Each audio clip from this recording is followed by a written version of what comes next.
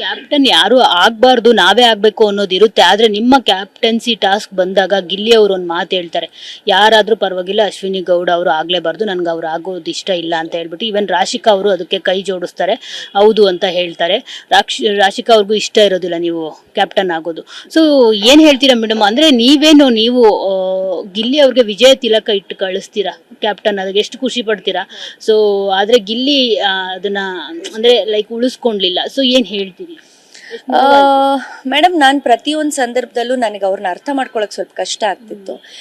ಯಾಕೆ ಇವ್ರು ಈ ರೀತಿ ಮಾಡ್ತಿದ್ದಾರೆ, ನನ್ನನ್ನೇ ಟಾರ್ಗೆಟ್ ಮಾಡ್ತಿದ್ದಾರೆ ನಂಗೆ ತುಂಬ ಸಲ ಅನ್ನಿಸ್ತಿತ್ತು. ಬಟ್ ನಾನು ಪ್ರತಿ ಸಲ ಅವ್ರ ಜೊತೆ ತುಂಬ ಚೆನ್ನಾಗಿರುವಂಥ ಪ್ರಯತ್ನನೇ ಮಾಡ್ತಿದ್ದೆ ಪ್ರತಿಯೊಂದು ಹಂತದಲ್ಲೂ. ಬಟ್ ಅವ್ರಿಗೆ ಮುಂಚೆನೇ ಗೊತ್ತಿತ್ತು, ತುಂಬ ಚೆನ್ನಾಗಿ ಎಲ್ಲರೂ ಸ್ಟಡಿ ಮಾಡಿದ್ರು ಅವರು. ಯಾಕೆಂದರೆ ಬಿಗ್ ಬಾಸ್ನವ್ರು ನೋಡ್ಕೊಂಡು ಬಂದಿದ್ರು, ರಿಯಾಲಿಟಿ ಶೋಸಲ್ಲಿ ಅವ್ರು ಭಾಗಿಯಾಗಿದ್ರು. ಎಲ್ಲಿ ಏನು ಕಾರ್ಡ್ ವರ್ಕ್ ಆಗುತ್ತೆ, ಯಾರು ನನಗೆ ತುಂಬ ಸ್ಟ್ರಾಂಗ್ ಅನ್ನೋದು ಅವ್ರು ತುಂಬ ಚೆನ್ನಾಗಿ ಸ್ಟಡಿ ಮಾಡಿದ್ರು. ಮೊದಲನೇ ದಿನದಿಂದ ಕೊನೆ ದಿನದವರೆಗೂ ಅವ್ರು ನನ್ನನ್ನು ಟಾರ್ಗೆಟ್ ಮಾಡ್ತಾನೆ ಇದ್ರು.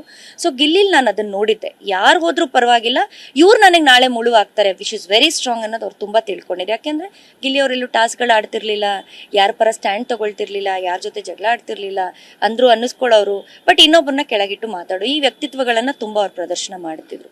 ಬಟ್ ನಿಜವಾದ ಈಗ ಎಲ್ಲರೂ ಹೇಳ್ತಾರೆ ಬಡವ್ರ ಮಕ್ಕಳು ಗೆಲ್ಬೇಕು, ಬಡವ್ರ ಮಕ್ಕಳು ಗೆಲ್ಬೇಕು, ಇದೇನೋ ಬೇರೆ ಬೇರೆ ಏನೇನೋ ಆಗಿದೆ ಹೊರಗಡೆ.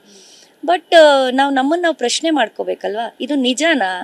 ಇದು ವ್ಯಕ್ತಿತ್ವಗಳ ಆಟ ಅಂತ ಆದಾಗ, ಹಾಗಾದ್ರೆ ನೀವು ಬಡವ್ರ ಮಕ್ಕಳು ಅಂತ ಹೇಳಿ ನೀವು ಅದು ಟ್ಯಾಗ್ಲೈನ್ ಕೊಡುವಾಗ ನಿಜವಾಗ್ಲೂ ಬಡವ್ರ ಮಕ್ಕಳಿಗೆ ನೀವು ಆ ಕಪ್ಪನ್ ಕೊಟ್ಟಿದ್ದೀರಾ?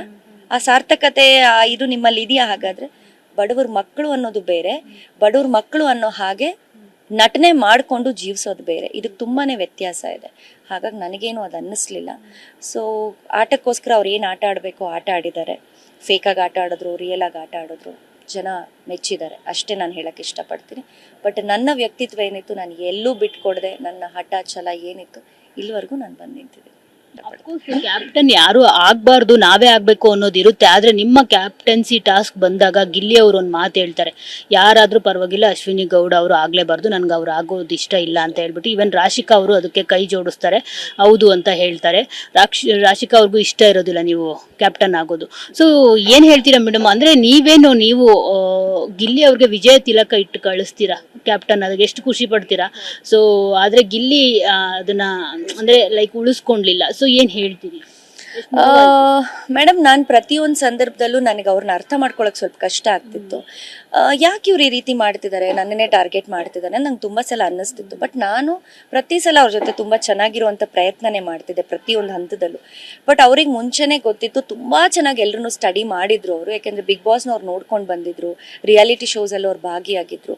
ಎಲ್ಲಿ ಏನು ಕಾರ್ಡ್ ವರ್ಕ್ ಆಗುತ್ತೆ, ಯಾರು ನನಗೆ ತುಂಬ ಸ್ಟ್ರಾಂಗ್ ಅನ್ನೋದು ಅವ್ರು ತುಂಬ ಚೆನ್ನಾಗಿ ಸ್ಟಡಿ ಮಾಡಿದ್ರು. ಮೊದಲನೇ ದಿನದಿಂದ ಕೊನೆ ದಿನದವರೆಗೂ ಅವ್ರು ನನ್ನನ್ನು ಟಾರ್ಗೆಟ್ ಮಾಡ್ತಾನೆ ಇದ್ರು.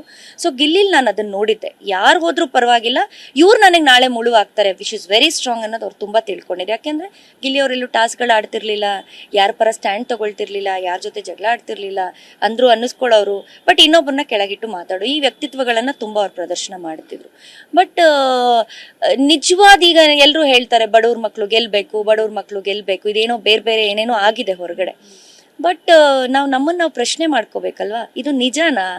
ಇದು ವ್ಯಕ್ತಿತ್ವಗಳ ಆಟ ಅಂತ ಆದಾಗ, ಹಾಗಾದ್ರೆ ನೀವು ಬಡವ್ರ ಮಕ್ಕಳು ಅಂತ ಹೇಳಿ ನೀವು ಅದು ಟ್ಯಾಗ್ಲೈನ್ ಕೊಡುವಾಗ ನಿಜವಾಗ್ಲೂ ಬಡವ್ರ ಮಕ್ಕಳಿಗೆ ನೀವು ಆ ಕಪ್ಪನ್ ಕೊಟ್ಟಿದ್ದೀರಾ?